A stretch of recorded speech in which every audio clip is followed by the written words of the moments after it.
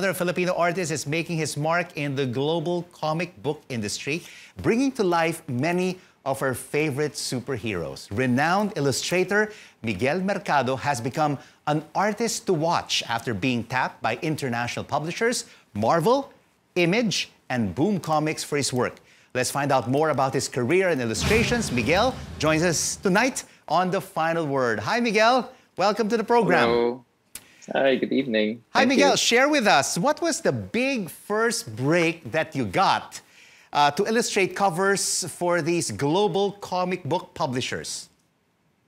It was the cover I did for Power Rangers. I just posted my work on social media, and some editors from Boom took notice. They said, we like your work.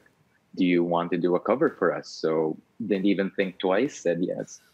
Definitely, I will not think twice. And that happened way back in 2016. And all the way up to 2020, many more covers, particularly for not only Boom, but Image and Marvel Comics. So what does it feel like when you illustrate a superhero and it is published and distributed worldwide? It's so surreal to me because I grew up with all of these, with the world, in the world of comics, reading, thinking, you know, I want to be a superhero, I want to be a comic book artist as a kid. So being able to see my work on the stands of comic book stores and my work being promoted by these publishers is like an absolute dream come true for me.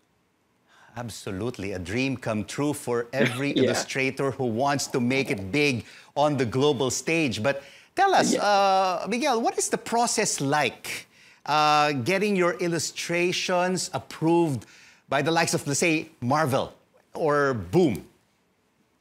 Well, for almost my general process is that they give me a prompt to start with, and then I make around 3 sketches for them to approve, 2 to 3 sketches for them to approve, and then when they choose one, that's if there's no feedback, I just go on with that and polish it to the finals. And one comic book publisher that I failed to mention has been Archie Comics. I'm a big fan of Archie and his friends. And just looking at the cover right now on our screens, wow, they're standing in front of Luneta Park. Why did you decide to choose this landmark? Well, when I was given this assignment, I was given the choice of a bunch of different landmarks. And what were the other landmarks, Miguel? I don't remember everything, but the one that, to me, that stuck out the most was Luneta because of just how iconic I think it is. So that's why it's the one that I decided to, from the other choices, to really focus on the cover. It's really nice to see Archie, Betty, and Jughead and the rest of the gang here. Right. I figured if they'd go here, that's one of the places they'd go and visit. And another curious cover that I've seen is Spider-Man, together with Marilyn Monroe. How were you able to put and merge these images on a cover?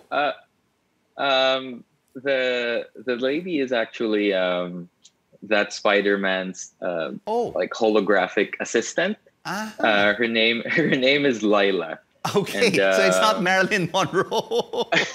Well, she has the appearance because the Spider-Man whose name is also Miguel in this particular Spider-Man is one of his friends has like a tattoo of this famous actress from way back, because this is set in the future, and that's how her appearance came to be.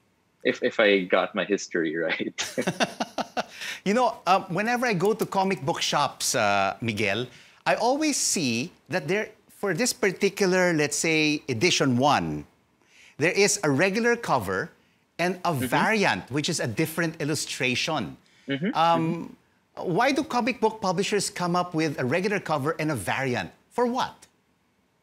Well, the variant is it's geared very much towards like the collector's market.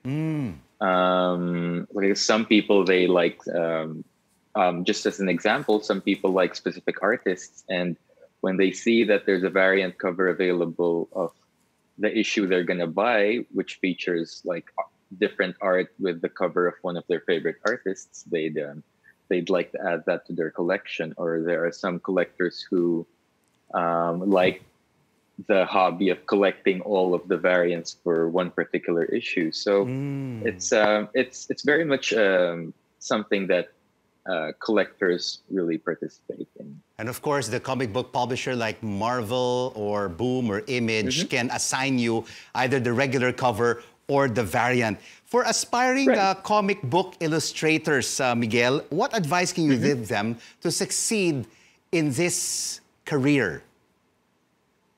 Well, it's very easy to fall into trying to constantly compare yourself and your achievements to your peers, you know, thinking that they're way ahead of you and you're not climbing up fast enough. But I think it's going to help a lot if you just try to focus on learning, like enjoying the learning like truthfully, and focusing on yourself. And I think when you do that, you'd be improving you'd be improving a lot faster than you think you would. That's true. You just keep on improving on your craft with every cover that you illustrate. But what would be a dream project of Miguel Mercado?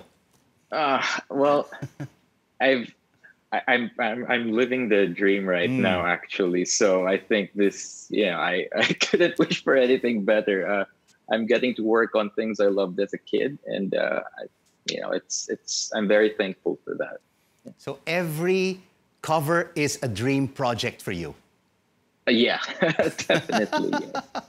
And I'm sure many, many, many more comic book covers to come, Miguel. Thankfully, a lot more, yeah. Thank you so much for joining us on The Final Word. Miguel Mercado, renowned Filipino comic book cover illustrator.